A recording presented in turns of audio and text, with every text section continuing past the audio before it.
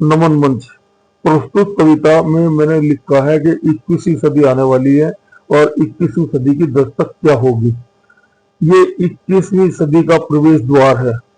सोलों के पुष्प हैं, राकेटों के खार हैं। खार मतलब कांटे, जैसे राकेट होते हैं उनके कांटे, कांटों की तरह से राकेट है। बड़े बड़े कांटे हैं ये। सोलों के पुष्प हैं, यानी पुष्प ऐसे हैं, शोले ऐसे हैं जैसे फूल हैं, और राकेटों के खार हैं। धुआं है फिजा में, पेड़ों पर बम लटकते हैं, जैसे फल लटकते हैं ऐसे पेड़ों पर बम लटके हुए दिखाई देंगे 21वीं सदी के अंदर। रेंग रहे हैं टैंक, बख्तर बांध खड़कते हैं। बख्तर बांध गाड़ियां हैं वो खड़कती हुई जाएंगी। बुलेट प्रूफ गाड़ियां हमारी रक्षक हैं, यदि हमें बचा सकती हैं तो बुलेट प्रूफ गाड़ियां ही बचा सकती हैं। हमारे ही पड़ोसी हमारे भक्षक हैं, जिन्हें हमारी देखभाल करनी चाहिए वो ही हमारे भक्षक हैं। सुगंध की जगह, जैसे हवा में खुशबू होती है, उसकी जगह क्या दिखाई देगा? बारूद की दुर्गंध आएगी। सुगंध की जगह बारूद की दुर्गंध आएगी। हवा हवन कुंड में, जैसे हम सुबह शाम हवन करते हैं, हवन कुंड में अस्त्रों की आहुति दी जाएगी। लकड़ियां नहीं दी जाएंगी, अस्त्रों की आहुति दी जाएगी। परमाणु बम नए युग का उद्घोष करेंगे। जो नए युग का जो उद्घोष होता है बीन से या किसी भी यंत्र से, तो परमाणु बम जो है नए युग का उद्घोष करेंगे। पराग कणों की जगह जीवाणुओं का पान करेंगे।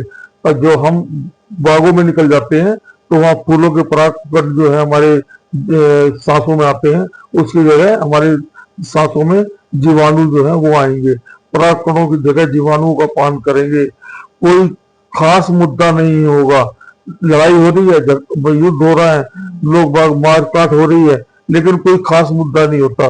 उसने उसको ये कह दिया, उसने वो कह दिया, बस कोई खास मुद्दा नहीं होगा। और फिर भी तेरे मेरे अहम की लड़ाई, तू बड़ा है मैं छोटा हूँ, तेरे मेरे अहम की लड़ाई ऐसा रंग लाएगी, लड़वाने वाले एसी में पैर पसारे सोएंगे। जो जो युद्ध करवाते हैं, जो जनरल कर्नल युद्ध करवाते हैं, या जो नेता लोग या राष्ट्रपति प्रधानमंत्री जो भी युद्ध करवाते हैं, वो एसी के अंदर बैठ के पैर पसार के सोएंगे। और गरीब, जो गरीब आदमी है, राष्ट्र के नाम पर लड़ मर जाएंगे। कि उनको बोलेंगे राष्ट्र के नाम पे अपनी आहुति दे दो, आहुति दे दो, तो गरीब जो है राष्ट्र के नाम पर लड़ मर जाएंगे। सरहद पर कोई नेता का बेटा नहीं होगा। जो नेता लड़वा रहे हैं उनका कोई बेटा या रिश्तेदार जो है सरहद पर लड़ने के लिए नहीं जाएगा, वो तो अपनी जेब भरेंगे। सरहद पर कोई नेता का बेटा ना होगा। कोई करोड़पति सेठ का रिश्तेदार न जाएगा। कोई बहुत बड़ा करोड़पति है, उसका जो है रिश्तेदार भी जो है सरहद पर देश के खातिर युद्ध करने के लिए नहीं जाएगा। युद्ध करने के लिए देश की खातिर कौन जाएगा? पेट भरने के लिए अपने परिवार का, पेट भरने के लिए अपने परिवार का। यहाँ गरीब मजदूर का बेटा जान गंवाएगा। जान किसकी जाएगी? उस गरीब मजदूर के बेटे की जान जाएगी जिसके पास में पेट भरने के लिए पैसे नहीं है। और जो सेठ हैं, नेता हैं, जिनकी तिजोरियां भरी हुई हैं, वो भरा लड़ने के लिए क्यों जाएंगे? वो सरहद पर जो है लड़ने के लिए, मरने के लिए क्यों जाएंगे? क्यों जाएंगे? पेट भरने के लिए अपने परिवार का, वहां गरीब मजदूर का बेटा जान गंवाएगा। वर्षों मेहनत से बने आशियाने ध्वस्त होंगे। युद्ध में क्या होगा? बड़ी बड़ी बिल्डिंगें, बड़े बड़े महल, बड़े बड़े आशियाने जो हैं वो जो है रॉकेट से, लॉन्चर से, बम से वो ध्वस्त हो जाएंगे। जिनको बनाने में बहुत मेहनत लगी है और बहुत पैसा लगा है, वो जो है सेकंडों के अंदर, मिनटों में भी नहीं, सेकंडों के अंदर ध्वस्त हो जाएंगे। वर्षों मेहनत से बने आशियाने ध्वस्त होंगे। कुछ हल नहीं निकलेगा।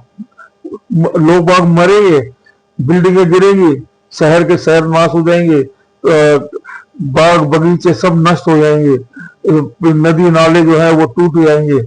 लेकिन क्या होगा? कुछ हल नहीं होगा। मरने वाला मर जाएगा। जो बेचारा गरीब था वो तो अपनी जान गंवा के अब देश के अंदर या संसार में अपनी जान गंवा के अपने नाम को खाली करके चला जाएगा। यानी कुछ हल नहीं होगा, मरने वाला मर जाएगा। मध्यस्थ, फिर क्या हुआ? जो कोई भी बड़ा देश या कोई भी मध्यस्थ आके बीच बचाव में समझौता करवा देगा। मध्यस्थ जो है बीच बचाव में आकर समझौता करवा देगा। है, दुश्मन ही दुश्मन को गले लग जाएगा।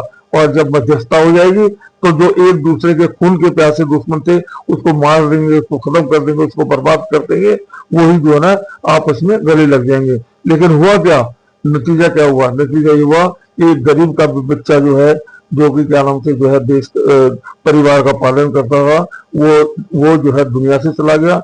और बड़ी बड़ी बिल्डिंगें, बड़े बड़े शहर, बड़ी बड़ी जो इमारतें हैं वो सारी जमी दोष हो गई और दुश्मन दुश्मन के गले लग गया।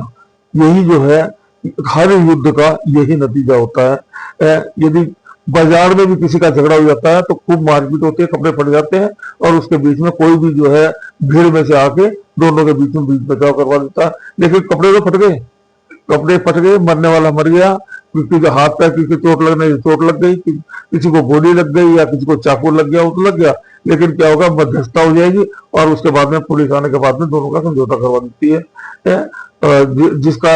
जिसकी जान गई, जिसका शरीर गया, जिसके कपड़े फटे, वो बेचारा जो है अपने आप को असहाय महसूस करता है। यही युद्ध के अंदर होता है।